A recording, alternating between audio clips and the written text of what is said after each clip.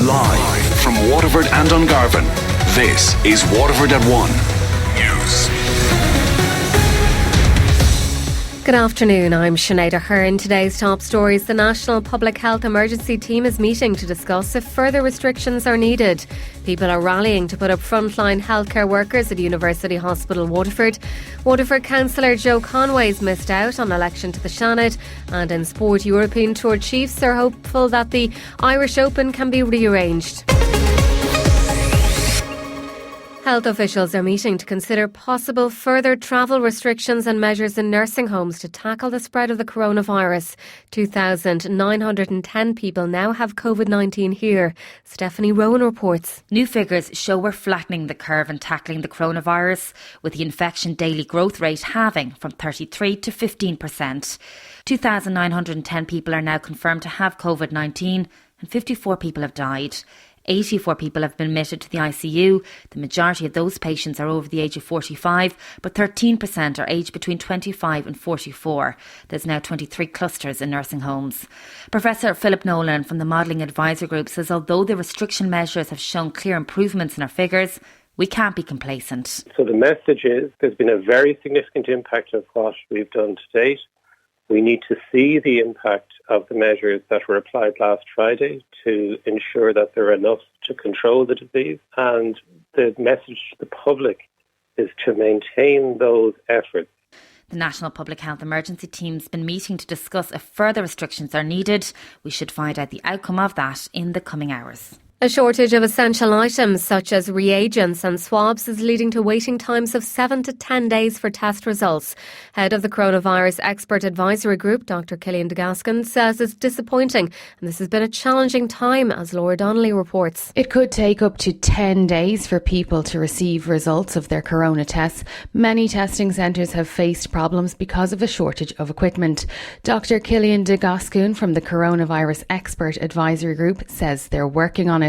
There's a huge amount of work going on in the labs at HSE and with the department to optimise and maximise the amount of supplies that we can secure over the coming week. But there will be a delay for a number of people of perhaps in the region of 7 to 10 days, depending on when their sample was taken.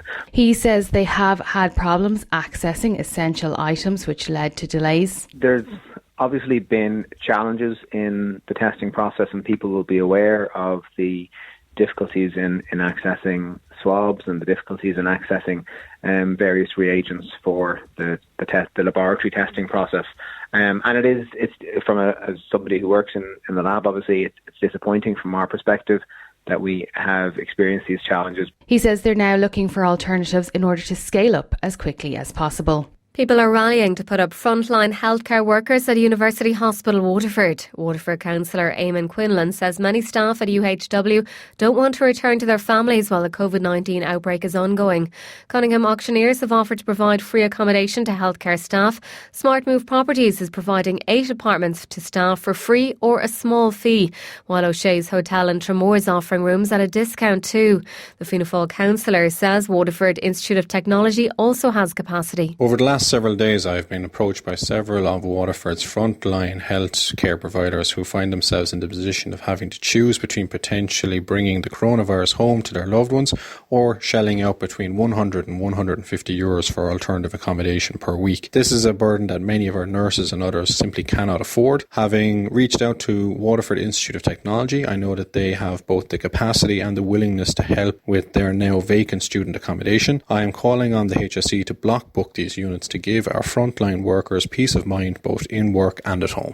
A clothing manufacturer in Waterford is making protective face masks for nursing homes in the city and county.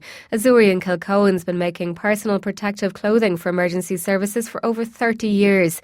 They plan to produce an initial batch of 5,000 face masks, which they will provide to local nursing homes for free. They say they'll continue to make the masks if there's a demand and offer them at the lowest possible price. John Malloy, owner and managing director of Azuri, spoke to Damien Tiernan on Daysha today. When we regarded face masks issue, we said, how could we reapply some of the high technical specification materials that we use, and were they of any value? Was there any need for them? And so we basically just started making these face masks and offered them out there and see was there any need for them, and there has been a need, and so we're just satisfying some pockets of demand, particularly just where there's basically no face masks or a big shortage of them. Gardaí in Waterford say just one person from the household should be doing whatever essential shopping is needed. Garda Inspector Gavin Haggerty says they've noticed that couples and families are going into supermarkets. He's thanked the public for their assistance so far, but says this is a concern. Families and groups now seem to be treating their shopping expedition as their social gathering exercise. We really need to discourage that kind of behaviour. If you need to go for your shopping, just one member of the household should go and do the shopping. This isn't the case where the whole family can jump into the car and go off to the local supermarket. The scenario is that if one or two people in that car have vectors of the COVID virus and they arrive into the store, well, instead of having one person in the store with COVID, now you have two people in the store with COVID. Funeral services are being limited to no more than 10 people. The government wants to ensure mourners can bury their loved ones with respect while ensuring they are protected from COVID-19. Casey O'Riordan reports. The government wants to ensure that families are able to bury their loved ones in a respectful manner while ensuring that all involved, mourners, funeral directors, celebrants and all those involved in those services are protected from COVID-19. Senior government official Elizabeth Canavan explaining that funerals should be limited to 10 people and social distancing should still be observed. The measures apply to all deaths, not just those as a result of the coronavirus, and the numbers may need to be restricted further. While we know this is difficult, in general numbers attending should not exceed 10 persons in places of worship and at the graveside, but this may be restricted further in smaller enclosed spaces. The HSE is developing further guidance around funerals, which is due to be published shortly. The government says to ensure the dignity of Irish funerals can be protected, it will continue to review the practices as necessary. Casey O'Riordan at Government Buildings. Waterford Institute of Technology has confirmed that exams will be placed by alternative assessment this year. The Academic Councils announced the change to allow students to finish the year within the expected time frame. Students will be provided with details of the alternative assessment arrangements for each programme on Friday. Dr Derek O'Byrne is Vice President for Academic Affairs at WIT. He explains why they're doing this. It's important that students get a fair chance at completing the year on time. And the reality is they can't do the formal kind of written exams. So we are going to mirror the learning that we're testing in those exams in some other way. And that's the primary purpose of the alternative exam structure that's been put in place for them. Waterford Councillor Joe Conway says he's not disappointed that he wasn't elected to the Seanad. He was excluded on the 13th count for the Cultural and Educational panel late last night. He says he'll get on with his job as councillor for Tramore and West Waterford. I've often said to people that through the history of my life in politics, I've lost far more elections than I've won.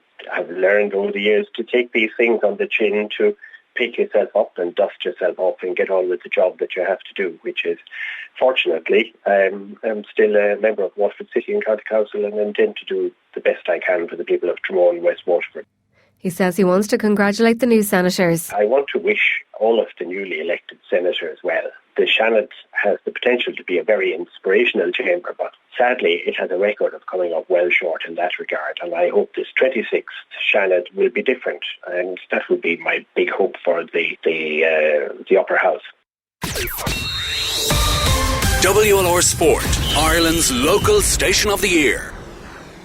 Starting with golf, where European Tour chiefs are hopeful that the Irish Open can be rearranged. The 4-day event, which is due to be held at the end of May at Mount Juliet in Kilkenny, has been postponed.